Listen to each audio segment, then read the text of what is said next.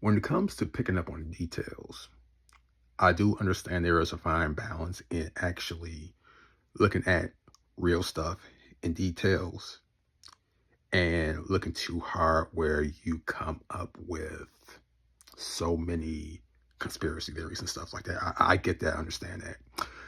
That said, in the past few days, there are details that people are not picking up on. And I'm just going to go through a couple of examples just to let y'all understand because there's things I have said and people are like, huh? Anyway, y'all know about the South Park episode Wednesday. Y'all have, for those who are actually interested, y'all actually seen the episode and have commented and stuff like that. But there's two things in that episode where people, actually it's three things, where people just didn't pick up on until afterwards and people had to explain it to them. Number one was the Department of Homeland Security's Christine Nome.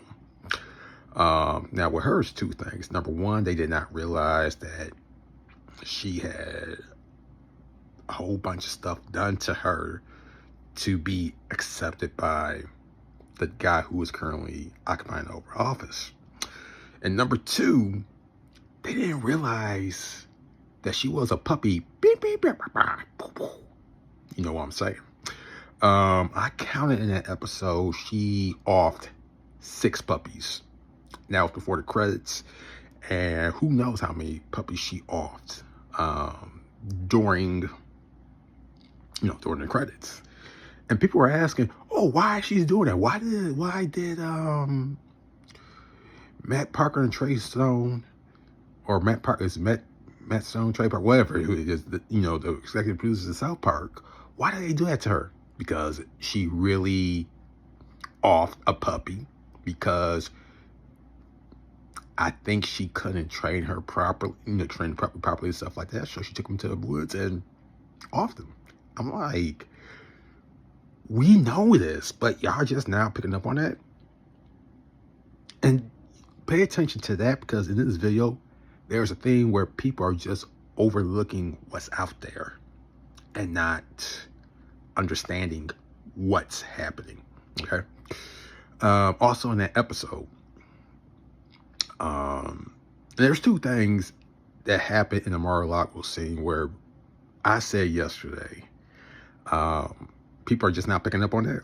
Number one, you had Dora the Explorer in Mar-a-Lago giving a massage to an older white guy. Y'all figured it out. And if you can't figure it out with that, Clyde Donovan, one of the minor characters. Well, he's not a minor character. He's not a major character either, but he's definitely not minor. Mr. McKay went into a room, and you can tell that Clyde was bothered by something.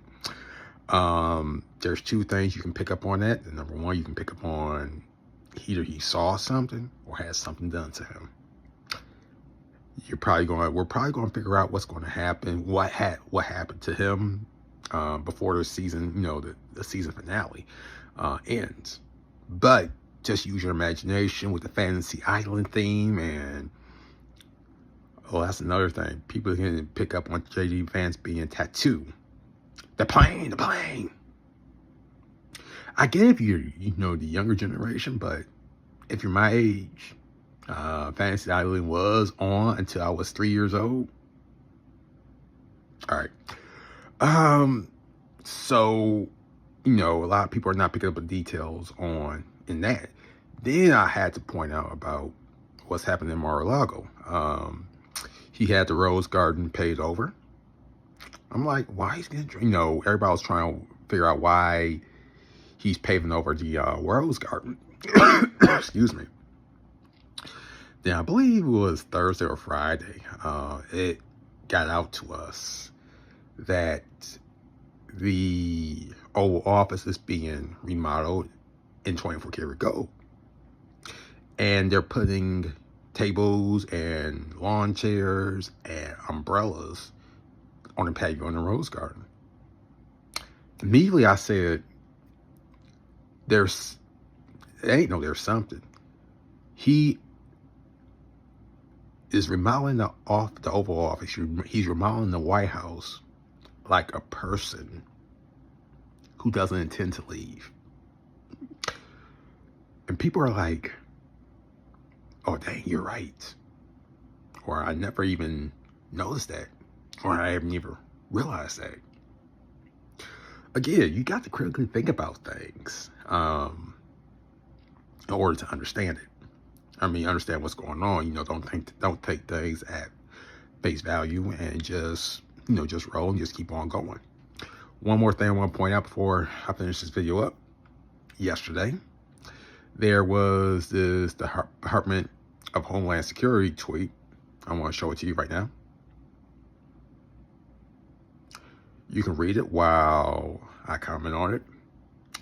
I had a friend longtime friend, I met her in 1990. That's how far we go. No, 1989.